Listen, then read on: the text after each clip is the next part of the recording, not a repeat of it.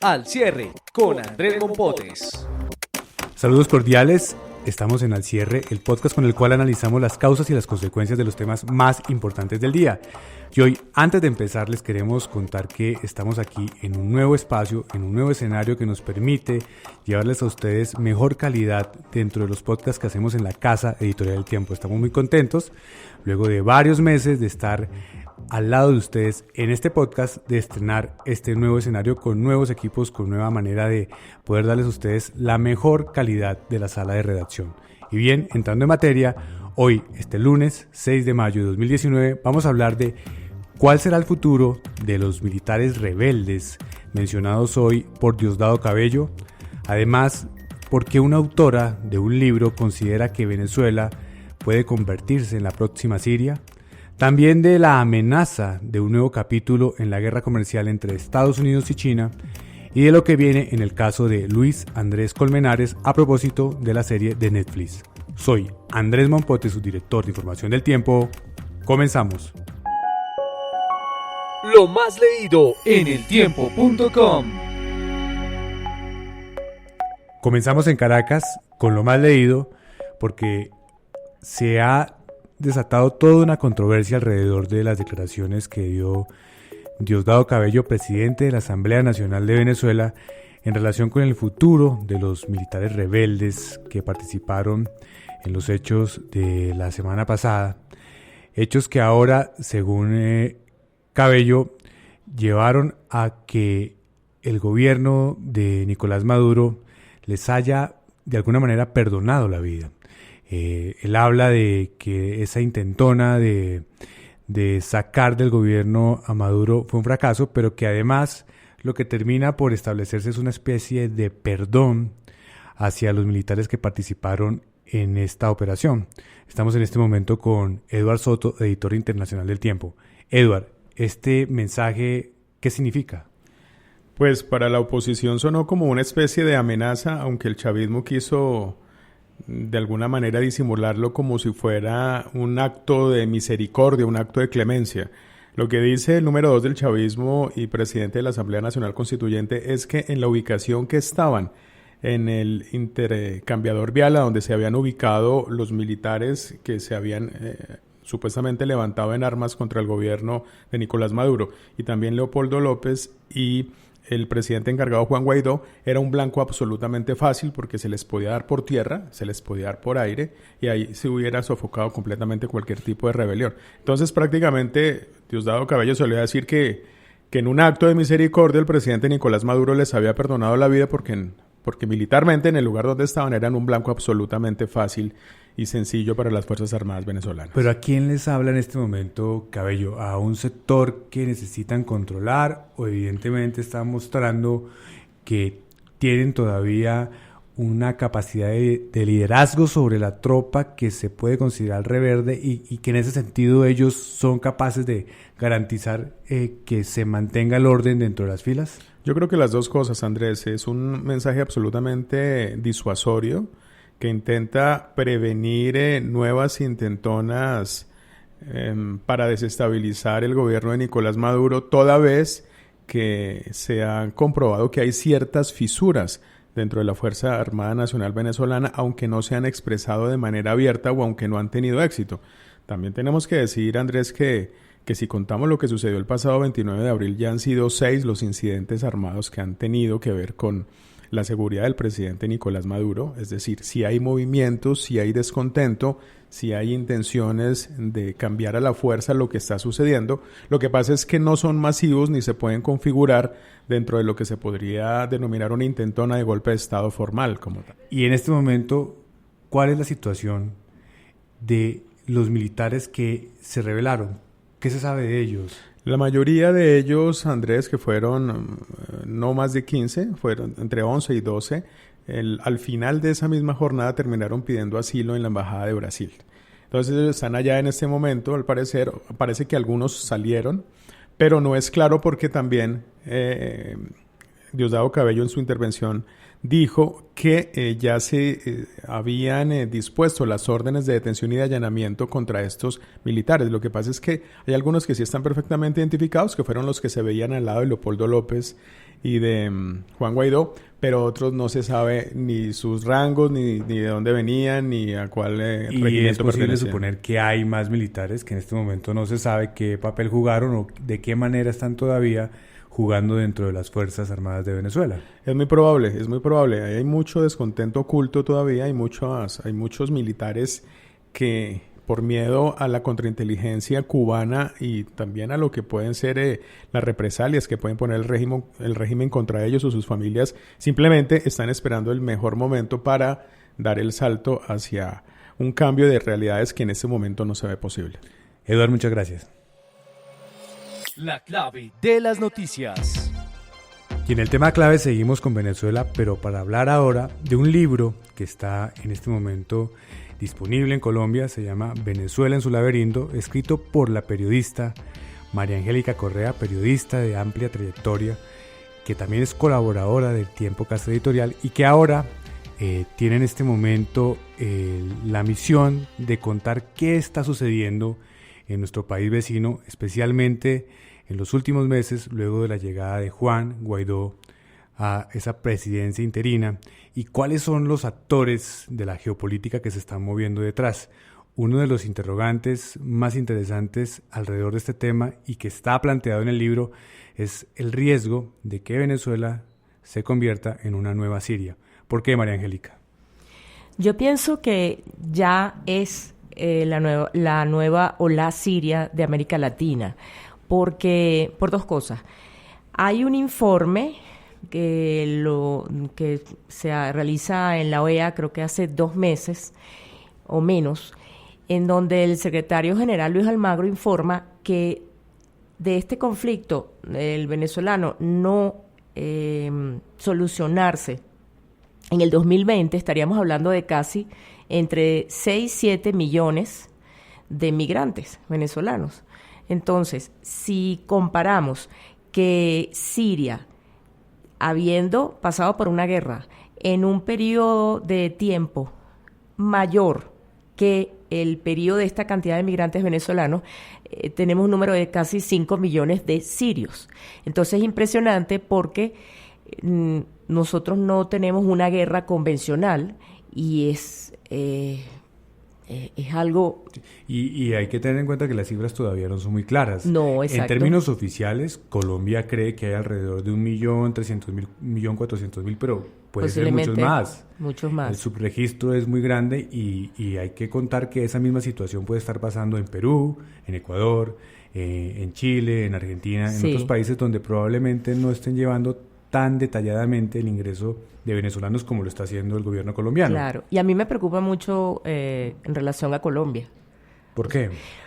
Porque ningún país, pero está preparado para recibir millones de personas, que estamos hablando de tema fiscal, tema de salud pública.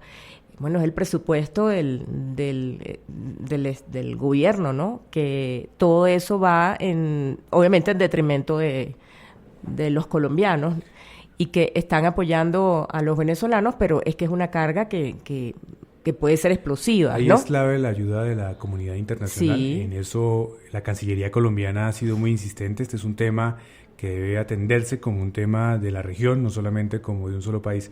María Angélica, otro Deben elemento... apoyar a Colombia. Así es. María Angélica, otro elemento adicional sobre esa comparación con Siria, y es que también hay actores, hay países que están en ese conflicto jugando sus propios intereses. En Siria hay intereses, por un lado, de Rusia, hay intereses de ese bloque de ideológico distinto al que se contrapone a Estados Unidos. ¿Se parece también en algo a lo que pasa en Venezuela? Sí, porque en el libro Venezuela en su laberinto muestra cómo desde que hay un flujo migratorio de sirios a Venezuela, que entre ellos está el padre de Tarek El Aissami, que ha tenido desde Hugo Chávez siempre una presencia importantísima en el gobierno, hasta hace poco vicepresidente. Entonces se inició una infiltración, por decirlo así, ¿no? Y actualmente, desde hace ya un tiempo, ha sido política de Estado que en medio de esta cantidad de millones de refugiados, infiltrar a terroristas del Hezbollah. Ahora bien, con lo que tú acabas de mencionar de Rusia, de Siria, Irán, bueno, es que hay una entrevista en el libro a Joseph Humir, que es un analista de seguridad de los Estados Unidos, que él explica cómo la misma, él hace una similitud de la Siria, de cuando se inicia la guerra en Siria, 2011, si mal no recuerdo, 2011, a la Venezuela actual. Y el manejo de Rusia con Irán hacia Siria. Entonces, también hay un manejo, como que hay un interés, que no solamente es lo que se dice del petróleo, las armas, etcétera, etcétera. Es que hay un interés estratégico. O sea, Venezuela es la cabeza de playa, la cabeza de Suramérica. Y por cierto, también ahí este especialista en seguridad habla de Colombia, porque es una ruta necesaria, pues es una entrada al hemisferio que están poco a poco penetrando las células del Hezbollah. Es muy interesante, les recomiendo comprar el libro de María Angélica, Venezuela en su laberinto. Gracias, María Angélica. Gracias, Andrés. La cifra del día. La cifra del día, 0,4%, lo que hoy cayó el índice de la Bolsa de Valores de Colombia, el índice Colcap, en medio de una jornada turbulenta de todas las bolsas del mundo por cuenta del anuncio del presidente de Estados Unidos, Donald Trump, de incrementar su guerra comercial con China. Estamos en este momento con Carlos Arturo García de la sección de Economía del Tiempo. Carlos, ¿qué fue lo que pasó? Pues básicamente, Andrés y oyentes, lo que sucedió en la jornada de hoy es que las bolsas del mundo, los grandes mercados, las plazas bursátiles reaccionaron a la medida o al anuncio, a la amenaza del presidente Donald Trump de imponer mayores aranceles a algunos productos venidos del país asiático. En medio de esa turbulencia, pues obviamente Colombia, que es un país emergente, con activos en riesgo, no, digamos, se salvó, aunque su comportamiento fue menos negativo que el de las demás bolsas del mundo, ¿no? En la que China, en la bolsa de China, la bolsa de Shanghái, fue la que mayores pérdidas acumuló en la jornada. ¿Cuánto con cayó? 5,58%. La de Colombia apenas fue un 0,40%, un 0,4%, siendo, digamos, o ubicándose dentro de un pequeño grupo de plazas bursátiles con las menores pérdidas acumuladas. Y eso es una buena señal, quiere decir que si se intensifica esa guerra comercial, si se cumple la amenaza de Trump, ¿nos va a ir bien en medio de esta situación? Pues Andrés, lo que dicen los analistas es que obviamente cuando hay este tipo de turbulencias en el mundo, digamos en esta en particular que involucra a dos economías, a dos potencias económicas como son Estados Unidos y China, pues eso pone muy nerviosos a los inversionistas que de inmediato corren a cubrirse en activos menos riesgosos, por decir algo, los tesoros en Estados Unidos, a comprar dólares, a comprar oro, y eso hace que esos activos crezcan o se valoricen más frente a otros activos como son las acciones, que son más volátiles y en las que los inversionistas ven mucho más riesgo. Obviamente, pues en economías emergentes como la colombiana, pues los inversionistas lo que hacen es salir a vender sus acciones para buscar refugio en otros activos mucho más sólidos. Lo que dicen también los analistas es que ese nerviosismo podría llegar a Colombia con mayor rigidez vía tasa de cambio, es decir, que el precio del dólar, tal como lo anunciamos en una nota del domingo, mantenga su tendencia al alza Y lo que están viendo en este momento los analistas es que de un 3.250, 3.260 fácilmente a la vuelta de un par de meses o un poquito menos podríamos estar viendo un dólar sobre los 3.300 o 3.400 pesos. Esa es la consecuencia que podríamos ver. Estaremos muy pendientes de lo que pase. Carlos Arturo, muchas gracias. Claro que sí. A ustedes muchas gracias. Lo que viene para su información. Y en lo que cierre vamos a hablar de una serie que en este momento tiene disponible la plataforma de streaming Netflix sobre la vida y la muerte de Luis Andrés Colmenares, una serie que vuelve a poner sobre la mesa los interrogantes sobre lo que pasó en este caso. Esta mañana el editor de audiencias del Tiempo, Andrés Garibello, tuvo un en vivo con Jorge Colmenares, hermano de Luis Andrés, y precisamente para que nos hable de qué viene en este caso y de qué dijo el hermano de Colmenares, nos acompaña Andrés en este momento. ¿Cuáles fueron, Andrés, las principales premisas que en la conversación que usted tuvo con él, una conversación larga, Sí. fueron en cuánto tiempo, Andrés? Fueron más o menos 40 minutos, 35 40 minutos. minutos de entrevista. ¿Cuáles son las premisas que tiene la familia de Colmenares en relación con esta serie? ¿Han pensado, por ejemplo, demandar? Sí, Andrés, muchas gracias. Sí, estuvimos en la charla y pues una de las noticias que salieron de esa charla es que aún no han determinado si demandan a Netflix por la serie. Aún lo están pensando, lo están evaluando. ¿Qué es mi percepción? Un poco lo que él también dice. Dice, pues, hombre, lo que está ahí tampoco es que nos disguste mucho porque es la versión judicial, él lo habla así. Los detalles, digamos, de la mamá, del hermano, de cosas que están de color alrededor del caso, eso sí, él dice que son muchas cosas ficción, pero en el núcleo del asunto creen que está ajustado a la verdad jurídica en este momento. Al expediente. Al expediente, entonces... no sé, me dijo que lo estaban pensando. Pero es muy interesante porque entonces sí hay un reconocimiento, aunque no sea tácito, de que esta serie vuelve a poner el caso Claro. en la opinión pública, y hay que recordar que hoy ese caso todavía tiene una instancia por resolverse. Sí, sí, no, él resolvió algunas dudas que tuvimos muchos de los que seguimos este caso hace 9 años, que fue, primero, ¿por qué nunca apelaron la sentencia de Carlos Cárdenas del tribunal? Que se podía llevar fácilmente a la Corte Suprema.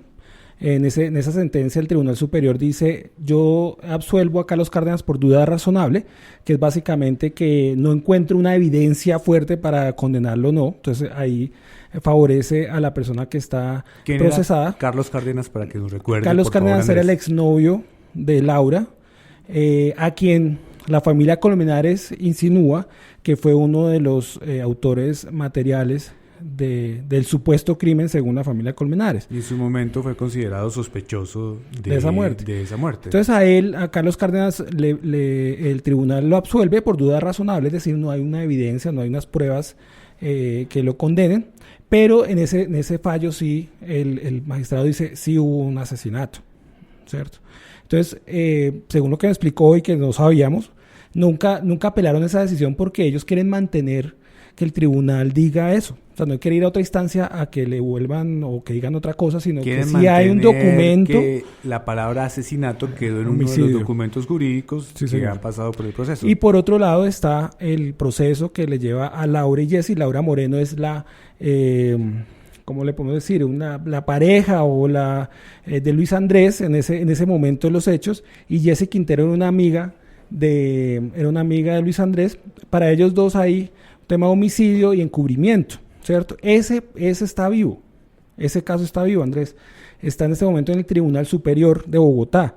En la primera instancia, igual que pasó con Cárdenas, se absolvieron a las dos estudiantes en esa época de la Universidad de los Andes, y se apeló al tribunal. Eso ha estado 2 años quieto.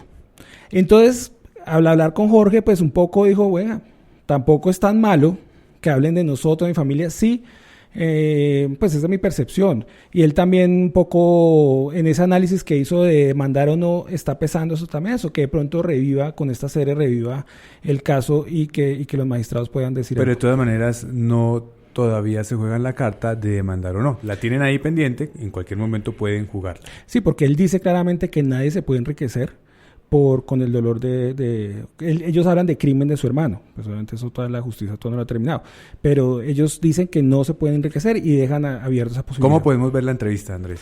Pues esa entrevista se pueden ingresar al canal de YouTube del Tiempo. Les recomiendo suscribirse al canal porque ahí está toda la información del Tiempo, que es muy valiosa, y oportuna, idónea. Ahí la pueden encontrar, y en eltiempo.com también la pueden encontrar. Está muy destacada la entrevista que se hizo. Andrés, muchas gracias. Bueno, gracias, Andrés. Y cerramos este episodio de Al Cierre. Los invitamos a que nos escuchen en las plataformas de Spotify, Deezer y iTunes, y también a que nos acompañen aquí al finalizar la tarde en eltiempo.com. Feliz descanso.